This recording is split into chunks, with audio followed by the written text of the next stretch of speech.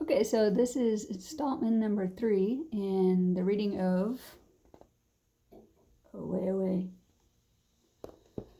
Okay, so Abby and Lane are sitting in the coffee shop. They're talking about the Walmarts that were closed down. That actually did happen in East Texas. There were about 5 of them. Okay, and it wasn't just one plumber who couldn't figure it out. It was 5 sets of plumbers. He really did have a point with that. Okay, the Walmart thing's a little strange. She looked over at the counter where college guys were just placing their orders. They were all very cute. She couldn't decide which one she liked best. The one with the Harry Potter scarf did have the prettiest eyes, but his friend in the pom-pom ski hat had a really nice butt.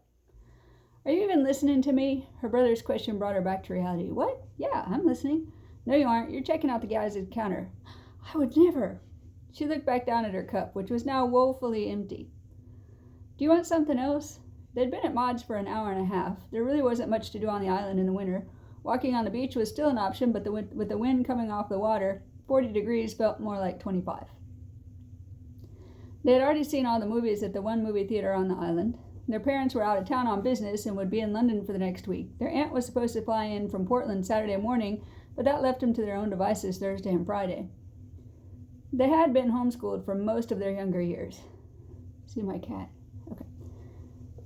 Like right there. Okay. They'd been homeschooled for most of their younger years. Their parents traveled a lot for work, and it had been the only way to be able to take the kids along. Now that they were in high school, their parents had felt that it was important that they be around kids their own age so that college wouldn't be a complete shock. In theory, that was a good idea. In reality, it meant that they joined a group of kids who had already been together in the same classes for the past 8 or 9 years. They were the outsiders. Even though Galveston had always been home, they didn't know anyone, and most of the other kids just dismissed them as the weird homeschool twins. Da-da-da. Okay. Should I read another page? Probably, huh? We'll go ahead and do that. Okay. Needless to say, their parents had no reason to believe that they wouldn't be able to keep themselves out of trouble for 2 days until their aunt got there. Apparently, they underestimated the twins' overactive imaginations and the ability to attract mayhem. Oh, there's another cat. Okay. Perhaps I have a lot. Okay, Lane looked up from his tablet. I guess we could have another hot chocolate. Their dog Munchkin looked up from where he had been sleeping under the table by Abby's feet. Abby was short for Abigail, but nobody called her that unless she was in trouble. Normally, dogs weren't allowed at Maud's, or anywhere else for that matter, but being the smart homeschoolers that they were, Lane and Abby had gotten him trained as a service dog so that they could take him with them.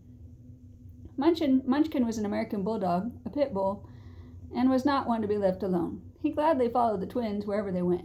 He thoroughly enjoyed their mischief and schemes, especially if there were treats involved.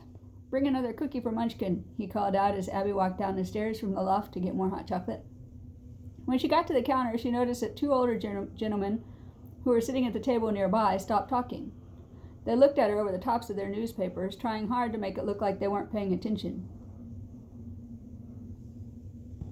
A woman to her left was talking in hushed tones to the guy that she was with. Abby could just make out a few words of it, but it sounded like she was saying something about military troops and SWAT teams gathered on the Strand near 19th Street. A guy at the table on the other side of the woman was saying something about explosives. Abby didn't need to hear much more. Her adrenaline was now pumping into overdrive. It was her turn in line. She ordered the hot chocolates to go. As soon as the guy at the bar handed them to her, she raced back up the stairs, trying to look like everything was normal. We have to go now. To be continued. There's a cat.